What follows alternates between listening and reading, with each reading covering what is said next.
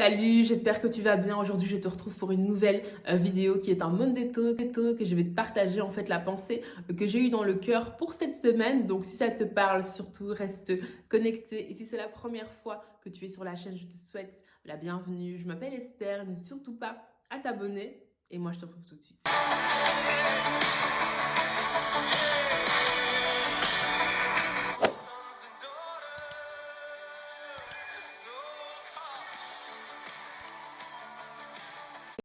Alors dans le livre de la Genèse au chapitre 6, la Bible nous dit ceci au verset 11. La terre était corrompue devant Dieu, la terre était pleine de violence. Dieu regarda la terre et voici, elle était corrompue, car toute chair avait corrompu sa voie sur la terre. Alors ça, c'est le constat que Dieu a fait à un moment bien précis de l'histoire de l'humanité où il a réalisé que la terre était vraiment dans un état terrible avec les pensées des hommes qui se tournaient tous les jours vers le mal, et donc il a décidé de faire comme un nouveau commencement en épargnant une famille qui est la famille de Noé, ainsi que certains des animaux qui étaient sur la terre. Et l'idée en fait c'était que Noé et certains des animaux ainsi que sa famille puissent se réunir dans l'arche, puissent se réfugier dans l'arche. Et pendant ce temps-là, en fait, il y a eu un déluge sur la terre qui a fait périr toute chair qui vivait sur la terre. Et donc, il y a eu un nouveau commencement, entre guillemets, à partir de Noé et sa famille. Alors, un autre passage assez intéressant pour notre message d'aujourd'hui, c'est dans le livre de la Genèse au chapitre 8, à partir du verset 21, où la Bible dit ceci. « Je ne maudirai plus la terre à cause de l'homme parce que les pensées du cœur de l'homme sont mauvaises dès sa jeunesse. Je ne frapperai plus tout ce qui est vivant comme je l'ai fait. » Donc ça, c'est de nouveau Dieu qui fait un constat par rapport à ce qui se passait, par rapport au déluge, etc. Et Dieu sait que les pensées du cœur de l'homme sont mauvaises dès sa jeunesse. Alors, c'est vrai que nous sommes dans une société assez particulière où le mal est appelé bien, le bien est appelé mal. C'est vraiment une société très très bizarre où on voit tout style de vie bizarre et étrange, que ce soit en termes de sexualité, où on voit à quel point des choses comme la pornographie, des choses comme la prostitution sont totalement banalisées, parfois même encouragées. Une société où on voit que par exemple la masturbation, c'est quelque chose qui est tout à fait encouragé, même par des médecins, même par des psychologues. Ok, en termes de sexualité, on voit même des personnes qui rejoignent des clubs échangistes, des personnes qui font des partous, etc. Donc, en termes de sexualité, on voit des choses totalement bizarres. En termes d'addiction, on voit aussi des choses assez particulières où les gens normalisent, banalisent même les addictions aux drogues, les addictions à l'alcool, à la cigarette, etc. Où ce sont des choses parfois même qui sont encouragées. On voit des gens qui sont totalement à l'aise en fait dans le mensonge, à l'aise dans l'hypocrisie, à l'aise même dans l'infidélité, dans l'adultère. On voit des personnes qui ont des crises identitaires terribles au point de ne même pas savoir s'ils sont hommes ou femmes. Certains se déclarent même sans genre, etc. Donc vraiment, on voit tout type de choses dans la société dans laquelle on vit. On voit vraiment qu'il y a des choses assez particulières qui se passent. Les gens vivent des styles de vie qui peuvent paraître parfois comme étant des choses très basses et très misérables en fait. Alors ça me fait un petit peu penser au comportement qu'on voit du fils prodigue dans le livre de Luc au chapitre 15. Le fils prodigue, donc c'est celui qui avait quitté son père avec son héritage pour aller jouir de son héritage.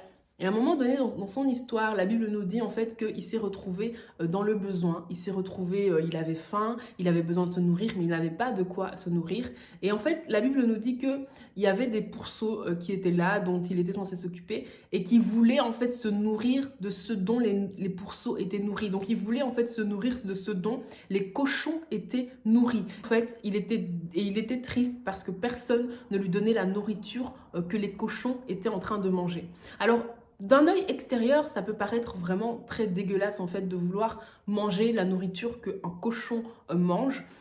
Mais lui, en fait, dans la perspective dans laquelle il était, avec la faim qu'il avait, pour lui, c'était normal. Pour lui, c'était même la solution de secours. Et c'est un petit peu la société dans laquelle on vit. Les gens ont tellement faim, les gens ont tellement soif, les gens ont tellement besoin d'être rassasiés qu'ils sont prêts à tout, en fait, pour pouvoir être nourris. Ils vont aller de plus en plus loin dans la dépravation morale. Ils vont aller de plus en plus loin dans les addictions, etc. Il y a tellement de choses bizarres qui se passent. Pourquoi? Parce que finalement, les gens ont faim, les gens ont soif. Alors en tant qu'enfants de Dieu, nous comprenons très bien que tout ceci vient du péché. Tout ceci, c'est la nature pécheresse qui a été transmise à l'homme et qui fait que chaque être humain va naître dans le péché. Pourquoi? À cause de ce que Adam et Ève ont fait lorsqu'ils ont désobéi à Dieu et qui ont obéi à Satan. Donc on sait que c'est Satan en fait qui est derrière ce besoin que les gens ont d'être nourris, qui est derrière ce besoin que les gens ont de toujours aller plus loin dans la dépravation. Et on comprend aussi que ce dont les gens ont réellement besoin, c'est Jésus-Christ. Pourquoi? Parce que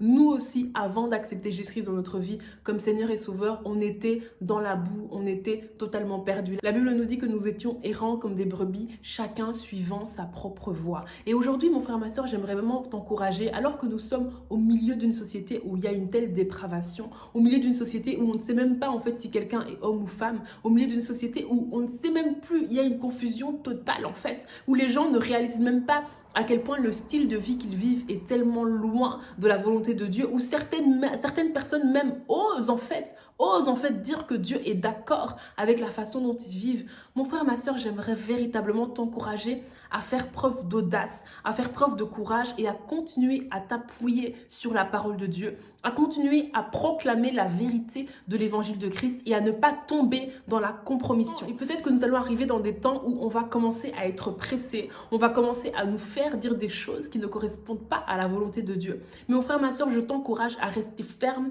et à rester accroché sur la parole de Dieu, à ne pas changer la parole de Dieu, à ne pas alléger la parole de Dieu au risque de vouloir plaire aux hommes. Nous devons toujours comprendre que notre but, c'est de plaire à Dieu. Et ce que Dieu n'adhère pas, nous ne devons pas y adhérer. Ce que Dieu condamne, nous devons condamner et nous devons toujours pointer à Jésus-Christ, qui est le chemin, la vérité et la vie, qui est celui dont chaque être humain a véritablement besoin.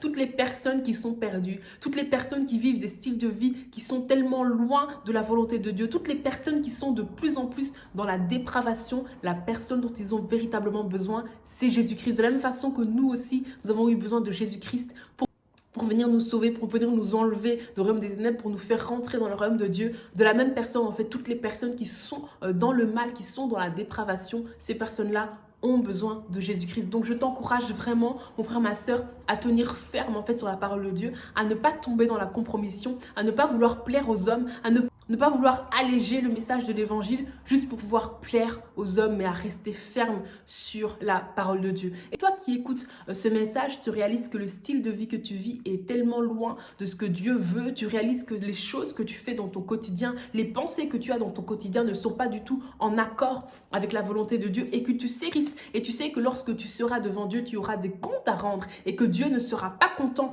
de la façon dont tu as vécu ta vie. Et si là, maintenant, tout de suite, tu es en train d'être convaincu de péché et en train de réaliser la réalité de l'enfer et à quel point c'est là où tu finiras, j'aimerais vraiment t'annoncer que j'ai une bonne nouvelle pour toi. Jésus-Christ est mort pour tes péchés. Jésus-Christ est mort pour tes iniquités. Jésus-Christ est mort pour tes transgressions. Donc tu n'es pas obligé en fait de payer le prix de ce que tu es en train de faire, mais tu peux tout simplement accepter par la foi le fait que Jésus-Christ a payé pour tes péchés, croire en lui comme étant le Seigneur et le Sauveur de ta vie et prendre la décision de commencer à vivre une vie qui va lui plaire, prendre la décision de te détacher en fait de toutes ces choses que tu as pu faire jusqu'ici et de commencer à vivre une vie qui va lui plaire. Si tu prends cette décision, frère, ma soeur, je t'encourage vraiment à faire cette simple prière avec moi. C'est pas une question de répéter ce que je dis, mais le plus important, c'est vraiment d'être sincère dans ce que tu dis. Seigneur Jésus, je crois en toi. Je crois que tu es le Fils de Dieu. Je crois que tu es mort pour moi à la croix. Et aujourd'hui, je prends la décision de faire de toi le Seigneur et le Sauveur de ma vie. Et je prends la décision de vivre une vie qui va te plaire au nom de Jésus. Amen. Amen. Je te félicite, je t'encourage véritablement. Tu as pris la bonne décision et vraiment je t'encourage. N'hésite pas à me contacter si tu as fait cette prière, soit sur mon adresse mail, soit sur une de mes différentes plateformes. Et j'aimerais vraiment t'encourager à rejoindre une église pour pouvoir grandir dans la foi, à rejoindre une église pour pouvoir grandir dans ta relation avec Dieu, pour devenir un véritable disciple de Christ. Courage aussi à être totalement rempli de Christ, à passer du temps dans la présence de Dieu. Ce dont nous avons vraiment besoin en tant qu'être humain, c'est vraiment d'être rempli de Christ. Et c'est parce que les gens ne sont pas remplis de Christ, c'est parce que les gens ne sont pas remplis du Saint-Esprit que les gens se remplissent de toutes sortes de choses totalement démoniaques et totalement totalement abominable. Mais lorsque on devient enfant de Dieu, on réalise en fait que nous avons la grâce de pouvoir être remplis de l'Esprit de Jésus, de pouvoir avoir une intimité avec Jésus, de le connaître personnellement. Et je t'encourage véritablement à passer du temps dans la présence de Dieu, à passer du temps dans la parole de Dieu, parce que Jésus veut une véritable relation avec toi. Et vraiment, je t'encourage et c'est la meilleure chose qui puisse t'arriver. En tout cas, je te remercie vraiment d'avoir suivi cette vidéo jusqu'au bout. J'espère véritablement qu'elle t'a béni. Si c'est le cas, n'hésite surtout pas à la partager autour de toi. Et moi, je te retrouve jeudi pour continuer notre série sur la fin des temps. Et puis, lundi prochain pour le prochain Monday Talk. Encore merci d'avoir suivi cette vidéo jusqu'au bout. Et à très bientôt pour une prochaine vidéo. Bye.